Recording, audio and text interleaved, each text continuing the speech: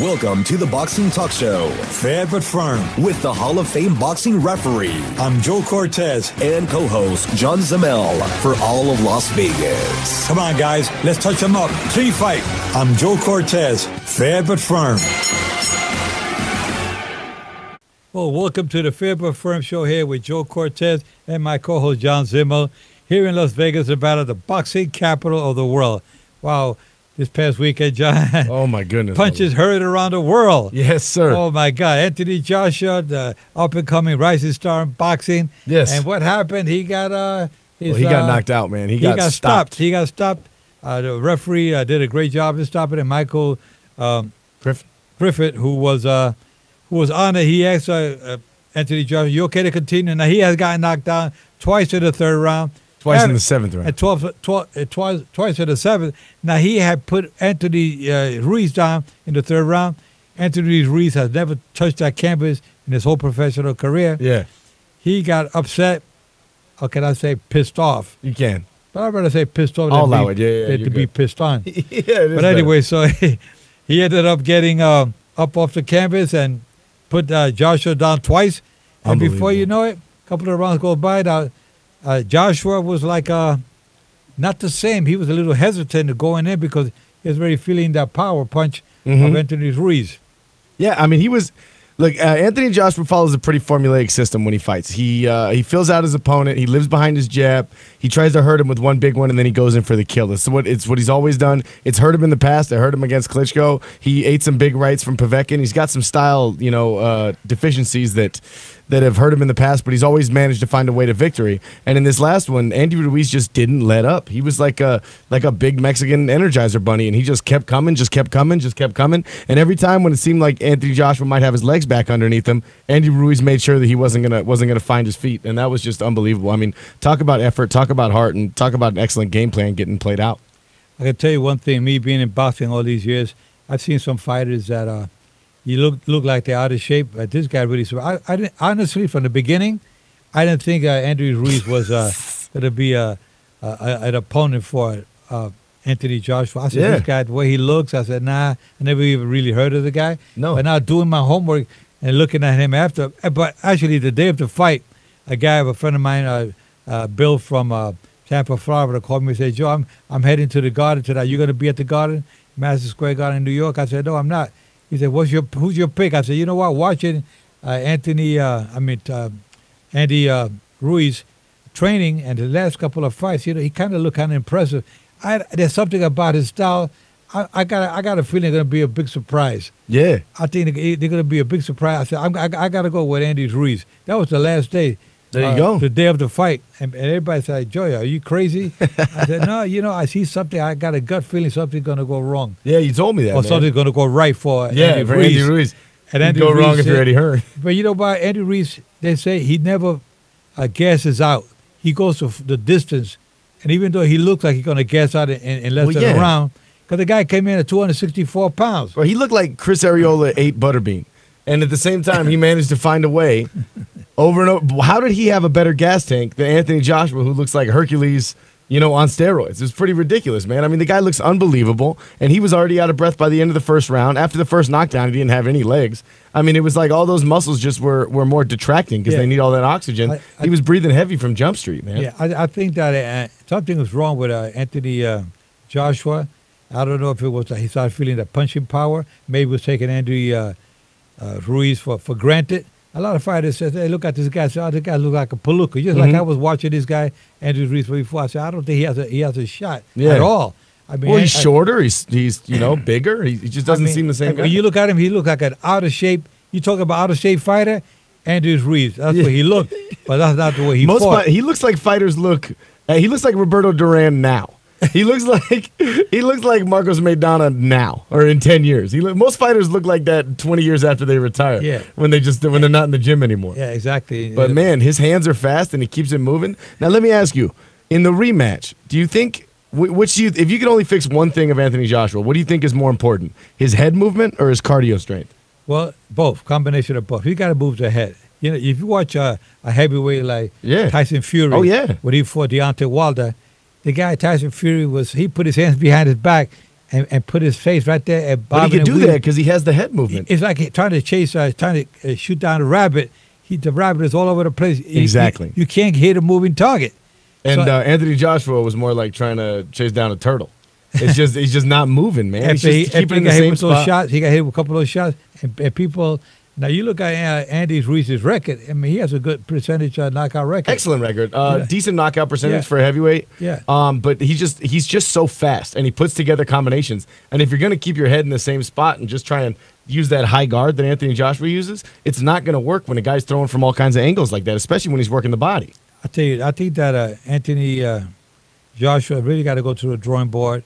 I mean, I know they gave him a suspension, and there's a clause on the contract for a rematch. Well, there's always a suspension, right? New York Athletic Association always does that after every fight, right? There's just a brief If it's suspension. a knockout, technical knockout, yeah, they give you a suspension either. It just means you can't fight it in could New York. be 30 again days, for- it could be yeah. 90 days, it could be 120 days. It's a health thing. You know, so I think they gave him 120 days or maybe 90 days. I don't know the exact. Either way, he's not coming back in 90 days anyway. You know what I mean? Yeah, So- but the thing is, he's really got to think about what he's going to be doing for his fight. I mean, for his comeback, it's not going to be easy because once you get hit like that, you get stopped like that. Now you're kind of like shell shock. You're not the same.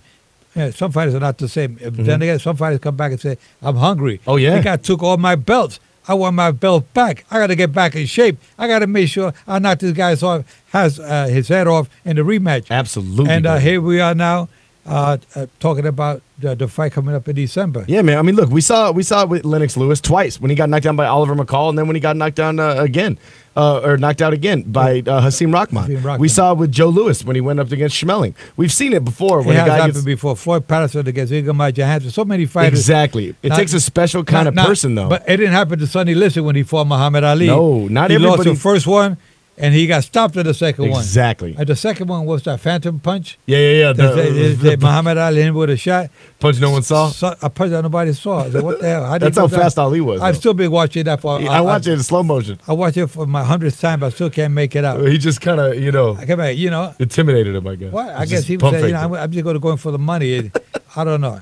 But There's, anyway, you hear but it is, stories. some fighters really come back stronger, like Lennox Lewis, yeah, did. Joe Lewis, And Joe all the Lewis. Lewises. Yeah, but I don't know if Anthony Joshua can do that. Now, Anthony Joshua is going to, like I said, got to go to the drawing board and see if he comes back with something a little bit better. Well, yeah, he has some definitely some tactical issues that he has to deal with. He has to go back to the drawing board and change his game plan, but he also has to recoup from a loss. When you've never lost, coming back from a knockout like that is a big deal mentally. And also, I'm curious to see how Andy Ruiz handles all this new fame and success and money and stuff that he's never had to deal with before. He's always just been a guy. Now he's on Jimmy Kimmel. Yeah, well, yeah.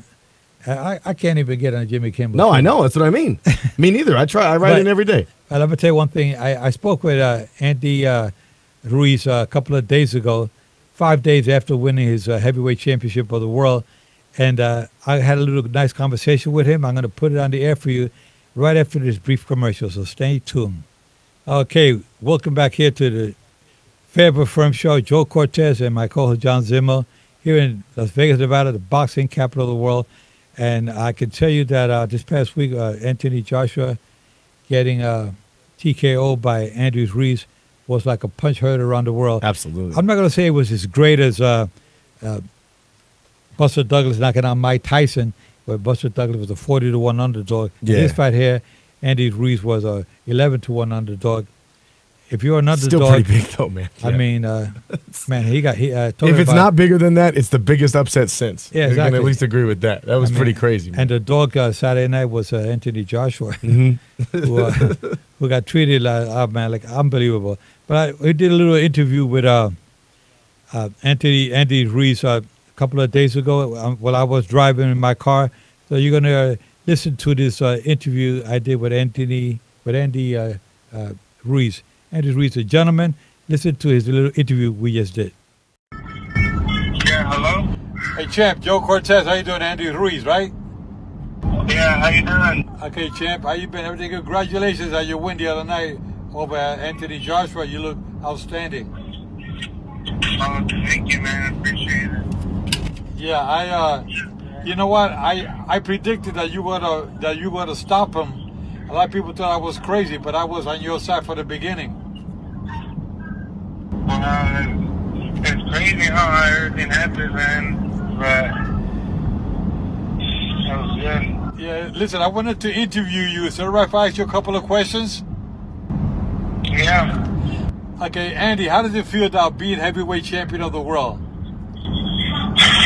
It feels amazing, you know. This is something that I've been working for since I was a little kid, and it's just a blessing, you know, watching a lot of great champions that I would look up to, and now that I made history, it's really a bigger blessing.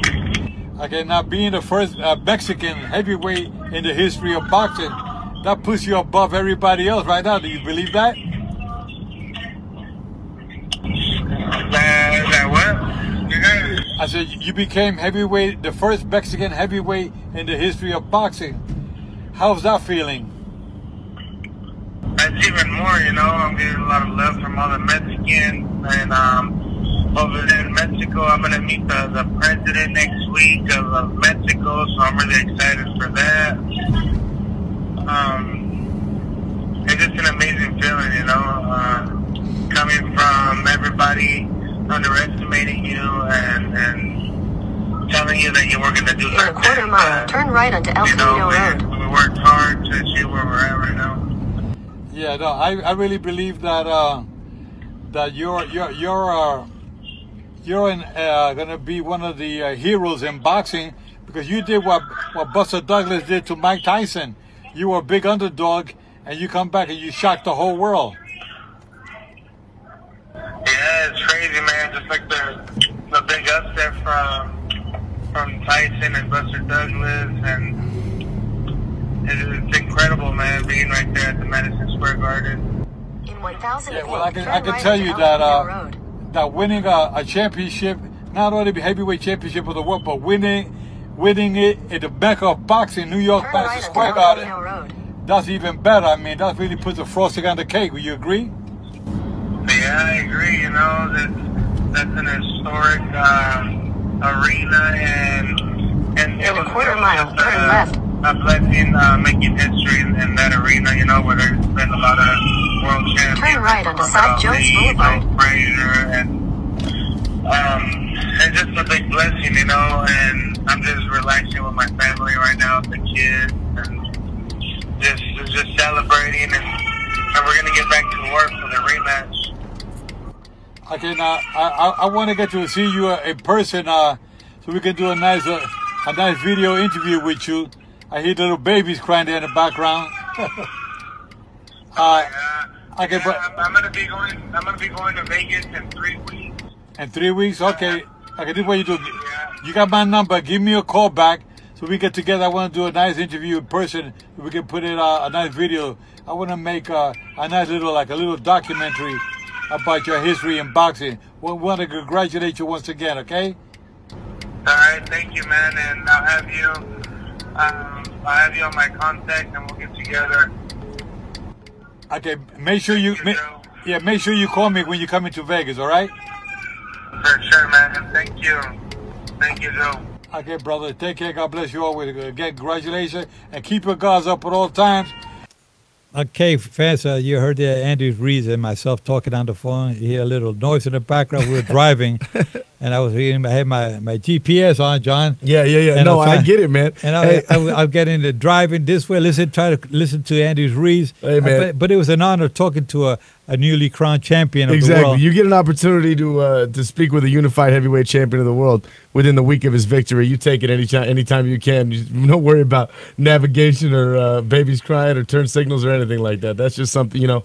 Yeah. That's the interview comes first, and I loved his answers. Poor guy, he's probably been through such press row in the last. Yeah, it was good. A lot of noise in the background. At least you didn't hear the toilet bowl flushing. You know that's what I mean? Good. That's always good when you don't hear that. That's always yeah, that's the worst. In the middle, you're like, yeah, right. Well, I can't record this call because I ran out of toilet paper. Exactly. Unfortunately. Anyway, but it was a great honor talking to Andy Ruiz, who's a gentleman, as you can hear with his tone of voice. He's a class act guy.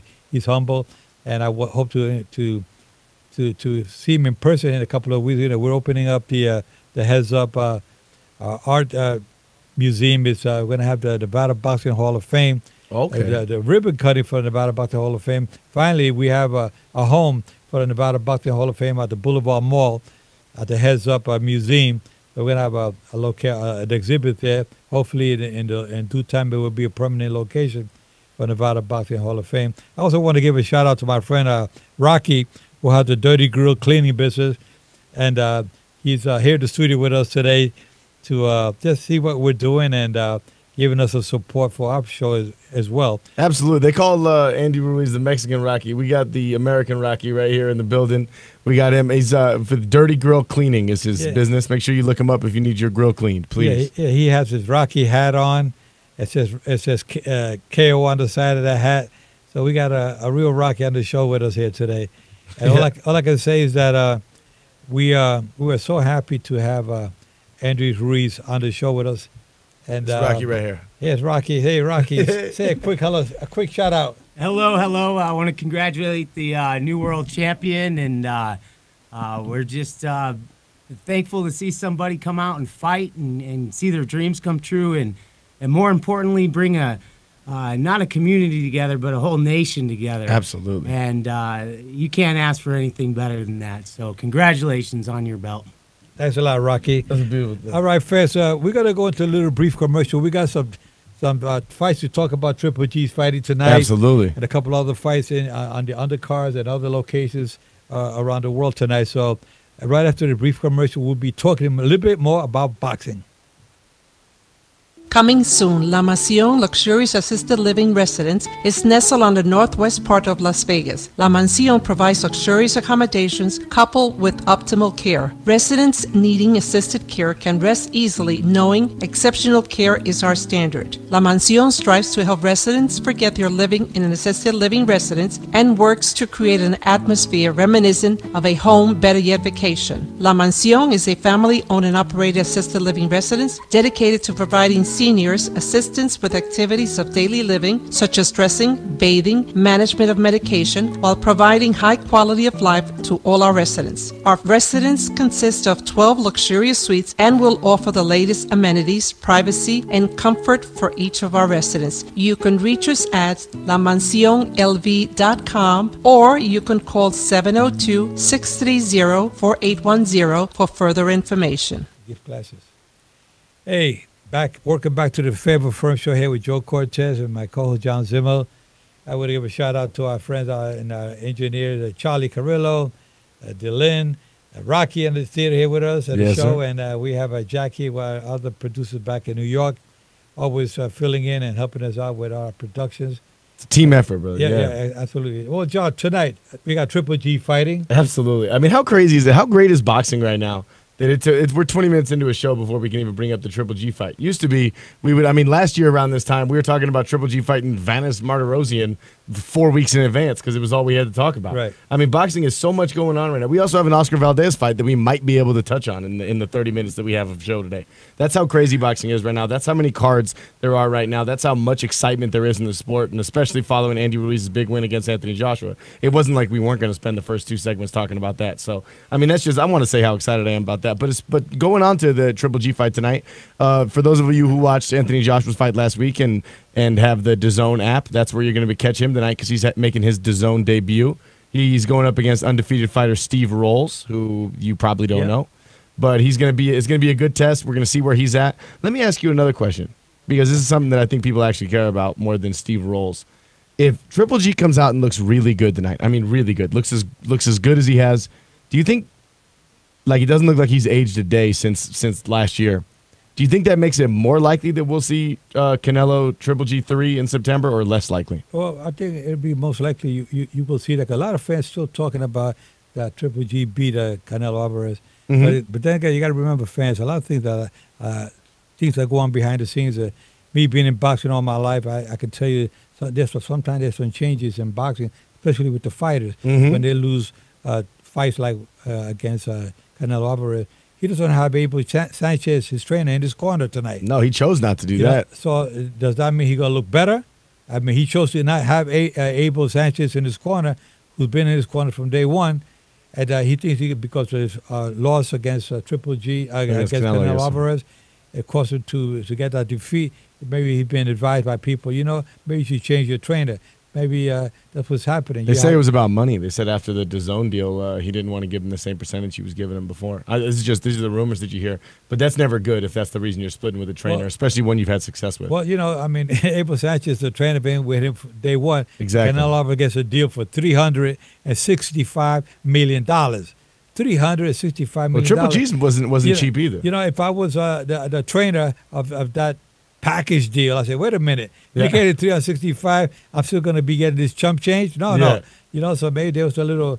That's what they say happened with Triple G. That once he got that big DAZN deal, his big DAZN deal, which isn't the same amount of money, but it is a lot. It's the most he's ever made. That he said, I want to give you a lower percentage, and they split over that. That's what they say. Yeah. Well, but they've had a kind of a war of words already, which is kind of strange. You hate to see that when that happens, when fighters and trainers break up, especially when they've been as iconic together as they have. Exactly. But isn't it a shame that people, when it comes over money? Yeah, that's why. See, but you know what? It happens not only in boxing. No, it happens all over, of course. Especially where you got a family, a spouse, or somebody hits a jackpot. Oh, I won the lottery. Yes. I got $200 million. It's all downhill. And all the family members go, hey, we're rich. He said, wait a minute. No, I'm rich. Yeah. Not you. Yeah. And this is what happens in the real world. People, there's always a thing with money. Sometimes people put money before the absolutely loyalty. And like I said, I don't know whose side, you know what I mean? I'm not picking sides here. I'm just saying you hate to see when a split up, especially when it's two people as iconic as Abel Sanchez and Triple G. I mean, they were in commercials together. They've been doing everything together for a long time.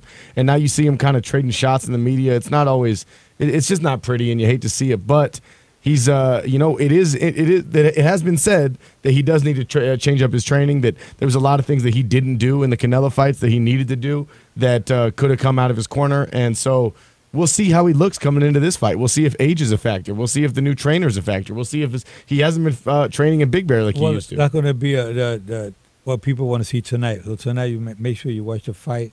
Absolutely. We also have if you don't have DAZN or you feel like watching multiple fights, we have Oscar Valdez, the 126-pound WBO champion, fighting up against an undefeated fighter named Jason Sanchez, who doesn't have a Wikipedia page. If you want to look him up, go on BoxRec, and you will see a lot of people that you've never heard of that he's fought, and there's a reason for that. It doesn't seem like he has much of a resume, but today's his chance to prove everybody wrong and to fight Oscar Valdez, and that's what boxing's all about. That reminds me of Jaime Munguia, who was a fighter. He fought a lot of nobodies too. Yeah, a lot of nobody. You look at boxing, he was nobody. He fighting Saddam Ali? Saddam Ali in Madison Square Garden, and he knocked out Saddam Ali. Yes, he did. And everybody said, "Oh wow, where did this guy?" Now he's come a from? 154-pound champion with 4 title defenses. Yeah, exactly. So now it goes to show that sometimes things happen in boxing, and there's always surprises in boxing. Absolutely. So be prepared tonight for whatever may happen with Triple G. I mean, at this point, I mean, right after this is the year of the upset. We've seen so many upsets between Julian Williams upsetting Jarrett Hurd. Obviously, the big one last week with Andy Ruiz. We've seen so many upsets all year long. I mean, it wouldn't be surprised at all if anybody lost tonight. Especially with these guys. I mean, even December of last year when Deontay Wilder fought Tyson Fury. That draw was an upset. Absolutely. Well, it was almost enough. It was a draw. So and then at the end of that year, when you had Tony Harrison upset Jermell Charlo, I mean, there's been so many upsets in the past 6 months. It's almost hard to keep up. So that's what makes boxing so beautiful. It's 2 men in the ring. That's it. All comes down to at the end of the day. Anything can happen. Man. Yeah, you had Chocolatito Gonzalez from Nicaragua. Twice he was upset. He was pound for pound the best fighter in boxing. I mean, in all divisions. 6 months later, he's out of the top 10 rankings altogether. He can't even get a fight 6 months later. Yeah. I mean, he's on he's the fifth undercard on the, you know what I mean? It's kind of insane. Boxing happens so fast. That's why I tell these fighters, you make some money, invest it well, because you don't want to end up like Zab Judah? Yeah, well, Zab Judah got stopped last night. Zab Judah. What happened there? Zab Judah is the same age as you, and he fought Cletus Selden yesterday in his 3rd fight in the last 5 years. See, the difference is I would have never. No, you would have. No, you'd have won. You'd have beat him. I know. He got stopped last night in the 11th round. But his time, right? I mean, everybody has a time, right? You had a time when you were done fighting. You had a time when you were done reffing. At a certain point, it's time to hang him up. Not me. Not you. I want to keep going, man. You keep on fighting, baby. That's the truth. Talk for yourself, man. I want to make sure that you guys subscribe to our channel on YouTube. If you miss the beginning of the show, you can always go on and find us on YouTube, or if you just liked it so much you want to rewatch it.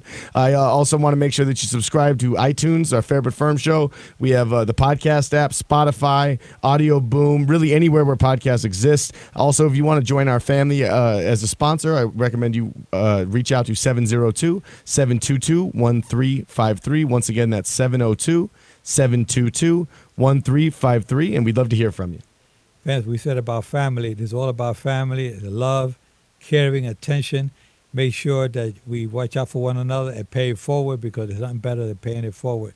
We're all going to go places. I'm a strong believer of that. Want to make sure you guys keep your guards up at all time and protect yourselves at all time. I'm fair, but I'm firm. Touch them up, guys. Take care. Have a happy weekend. Fair but firm.